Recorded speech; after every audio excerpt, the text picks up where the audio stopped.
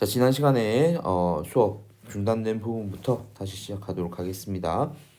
3단원 식물군집의 천이 파트고요. 교과서 174쪽입니다. 자, 생물이 살지 않던 곳에 일부 생물이 들어와 서식하다가 오랜 시간이 흐르면 다양한 생물이 들어와서 군집을 형성하는 자연의 흐름이 있습니다. 이와 같이 시간이 지남에 따라 군집의 종 구성과 그리고 특성들이 달라지는 현상들을 우리는 천이라고 얘기를 합니다. 이 천이의 진행은 토양의 성질, 그리고 기후 조건, 지형 등과 같은 환경 차이에 따라 각각 다르게 나타날 건데요. 이 과정에서 또 식물들도 비생물적 요인들에게 영향을 주는 건 당연한 얘기겠죠.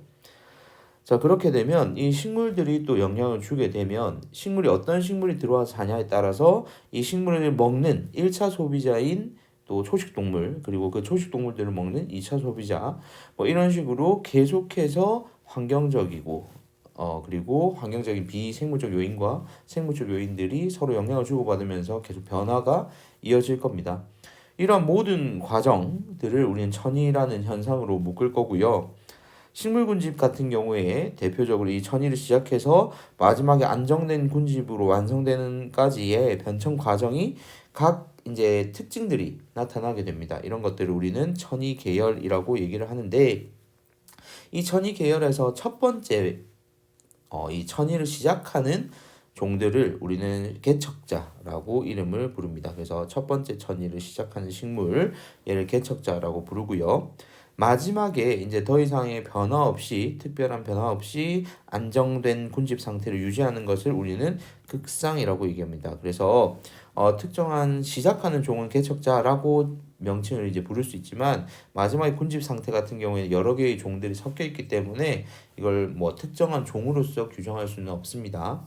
자, 천이는 1차 천이하고 2차 천이로 구분이 될 건데요. 먼저 1차 천이는 화산 활동이나 해빙으로 말미암아 형성된 점토, 모래, 자갈, 바위 등으로 이루어진 불모지, 그러니까 즉 식물들이 존재하지 않은 공간에 첫 그 천이를 시작하는 식물 개척자가 들어와서 시작되는 천이를 1차 천이라고 얘기를 합니다. 그래서 불모지에 개척자가 들어와 시작되는 천이를 얘기하고요.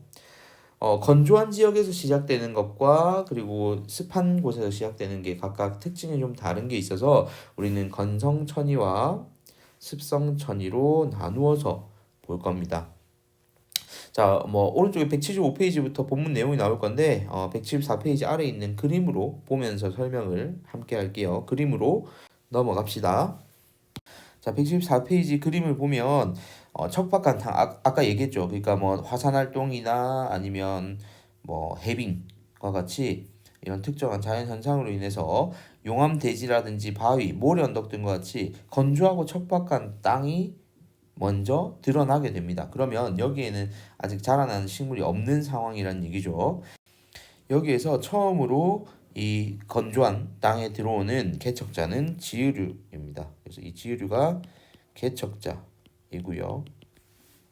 이 지유류가 이제 들어오게 되면 어느 정도 토양이 만들어지게 되고, 토양은 빗물이나 이런 것들을 머금기 시작하면서 수분 함량을 높이기 시작합니다. 수분 함량이 높아지면 이어서 이끼류들이 등장을 하게 됩니다. 자, 그렇게 되면 이 지유류와 이끼류 등장 이후로 토양이 계속해서 늘어나게 되고요. 그렇게 되면 풀이 들어서게 되는 거죠. 그래서 초원이 형성이 되고, 이후 이렇게 키가 작은 나무인 관목으로 이루어진 숲도 형성이 되게 됩니다. 자, 이제 이후에는 조금 더 큰 나무들이 이 공간을 차지하게 되는데요. 이때 차지하는 나무들이 소나무와 같은 나무들이 차지하게 됩니다. 주로 양수로 구성된 양수림이 형성이 되고요. 그리고 그 아래 부분에는 이 소나무와 같은 빛이 많이 필요한 애들 외에 약한 빛에서도 잘 자라나는 나무들이 자라나게 되는데요. 음수에 해당하는 게 우리가 신갈나무 그리고 떡갈나무 이런 것들이 있습니다. 그런 음수들이 자라게 되면 이 양수와 음수가 섞여 있는 호남림이 형성이 되게 되고요. 이후에는 나무들이 많아지면서 햇빛의 양은 일정한데 사실 나무들끼리도 공간에 대한 경쟁을 할 거 아니에요. 그래서 빛이 약하더라도 잘 자랄 수 있는 음수들이 대부분을 차지하는 음수림으로 만들어지게 됩니다.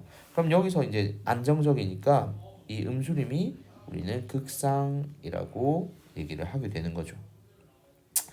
그래서 이 흐름 그리고 개척자와 극상 상태에 대한 내용들은 여러분들 좀 기억을 해주시고요. 175페이지로 넘어가 보겠습니다. 자, 175페이지도 아래 있는 그림부터 먼저 보도록 하겠습니다. 습성천이 과정이고요. 아까와 다른 점은 첫 번째 시작하는 부분이 척박한 땅이 아니라 빈 영양호라고 되어 있죠. 앞에 빈이라는 건 부족하다는 얘기고요. 영양이 부족한 호수와 같은 이런 습지입니다. 자, 그럼 여기에서는 건조하고 척박한 형태가 아니기 때문에 일단 여기에서는 이끼류가 바로 들어오게 됩니다. 그러면 이 이끼류가 개척자가 되겠죠. 자, 그러면 이 습지에서 잘 자라는 초본들이 여기 위를 덮으면서 초원을 형성을 하게 될 거고요. 이후 과정은 동일합니다. 관목, 양수, 혼합, 음수림. 자, 그러면 얘들 같은 경우에는 극상 상태는 음수림은 동일하죠. 그러면 앞에 있는 건성천이하고 이 습성천이의 차이점은 여러분 주목할 게 뭐냐면 일단 시작하는 환경적인 차이. 척박한 땅에서 시작하는 것이냐 아니면 빈 영양화 같은 곳에서 시작하는 것이냐 그 차이고요. 지금 습성천이에서 지금 개척자 있기를 얘기하기 전에 이 부분이 좀 빠지긴 했는데 요거 잠깐 언급을 하면요. 이 부분. 자, 빈 영양호에서는 영양이 부족한 호수거든요. 그러면 여기에서는 플랑크톤이나 이런 것들도 좀 적은 상태입니다. 그런데 이후에 자연적으로 가만히 두게 되면 회복을 하는 과정에서 영양염류는 늘어나게 되고요. 그러면 이 영양염류를 섭취하는 플랑크톤도 점점 증가하게 되겠죠. 그러면서 여기에서 양분이 많아지니까 빈 영양이 아니라 이번에는 부영양호가 되는 겁니다. 그 과정에서 이제 남아마 도는 이런 양분들을 활용할 수 있는 애들이 등장하다 보니 이렇게 개척자인 이끼류가 등장을 하게 되고 이후에 건성천이와 동일한 초원, 관목, 양수, 혼합, 음수 과정으로 이어지게 됩니다. 그리고 결과적으로 극상 단계는 두 천이 모두 동일한 음수림이 극상 상태인 거고요. 자, 이렇게 두 개의 차이점 설명할 수 있어야 되고요. 그 다음 본문 다시 올라가서 마지막 문단에 있는 2차 천이 한번 볼게요.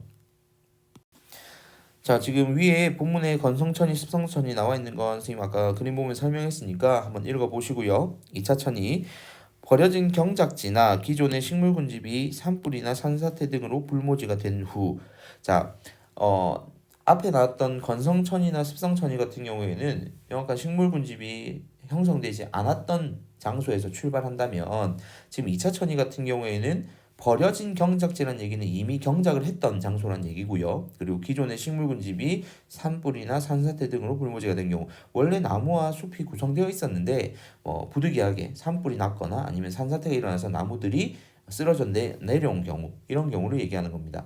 그럼 여기에서는 땅을 다시 식물들이 자랄 수 있는 환경으로 바꿀 필요까지는 없겠죠. 그래서 토양 내에 살아남아 있던 종자나 아니면 식물 뿌리 등에 의해서 빠른 시간 내에 원래 그 지역에 살고 있던 식물들이 회복이 되는 경우들이 있습니다. 이 경우는 앞서 다뤘던 토양부터 만들어져야 되는 이 1차 천이와 달리 바로 식물들이 자랄 수 있는 토양이 구성되어 있기 때문에 시간적으로도 훨씬 더 빠른 시간 내에 진행이 되게 됩니다. 이런 천이를 우리는 2차 천이라고 얘기를 하게 됩니다. 그래서 이런 내용들은 여러분들 구분해서 잘 기억해 주시면 되겠습니다. 자, 일단 영상 여기서 하나 끊고요. 다음 영상에서는 뒤에 있는 4군집 내 개체군의 상호작용 살펴보도록 하겠습니다.